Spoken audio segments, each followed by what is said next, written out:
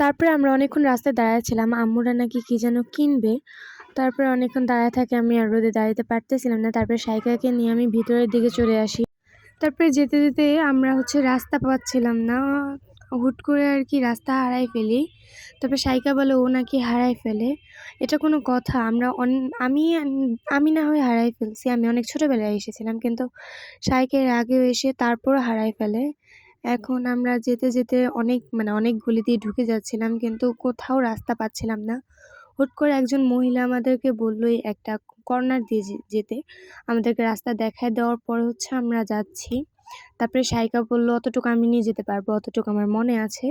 তারপরে আমরা যেতে যেতে হুট করে আমার আম্মুর খালার শ্বশুরবাড়ি আমাদের চোখে পড়ে। তারপর শাইকা একটা দৌড় দেয়।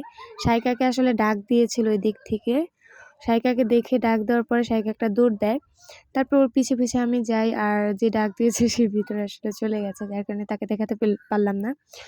তো আমরা সবাই ভিতরে যেয়ে দেখি যে আমার আন্টিরা আগে থাকতেই তারা পৌঁছে গেছে। আর আসতে না আসতে আমার এক ভাই রুকন ওর জন্মদিনে কেক কাটলো, বিকেলে ট্রিট দিল। আমরা যখন বের হলাম তখন একটা কাটলিচু গাছ চোখে পড়লো। তো এখানে সবচেয়ে ভাইরাল চাওয়ালার কাছে চা খেতে এসেছিলাম। এটা একটা ব্রিজে। আসার সাথে সাথে আমাদের প্রিয় একটা বন্ধুর সাথে দেখা, মানে আমার বন্ধু বলতে পারো। যাই হোক, মজা করে লাভ নেই। এটা আসলে যে কি আমি জানি না, হয়তো বা কোনো সাপ, কিন্তু এটার নাম আমার জানা নেই। তো দেখতে এটা বিশাল বড় ছিল। ক্যামেরায় কতটুকু দেখাতে পারলাম বুঝতে পারছি না, কিন্তু এটা এমনিতে অনেক লম্বা ছিল এবং অনেক মোটাও ছিল।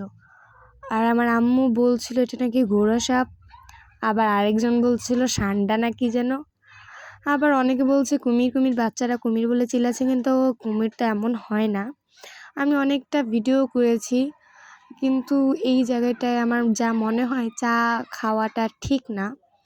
তো তাও একটা অর্ডার। তারপরে আমরা কিন্তু রাতে অনেক মজা করেছিলাম। আর এখন আমরা বাসায় চলে যাচ্ছি। ওই নানার বাসায় যাইনি, আর এখন আমরা আমাদের বাসায় চলে যাচ্ছি। আর আমি সবাই একটু আমাকে সাবস্ক্রাইব করে দিও, ভিডিওটা ভালো লাগলে লাইক করে দিও। হয়তো আমি এখন ভালো ভিডিও করতে পারি না বা দিতে পারি না, ইনশাল্লাহ পরবর্তীতে আমি ভালো ভালো ভিডিও দেওয়ার ট্রাই করব।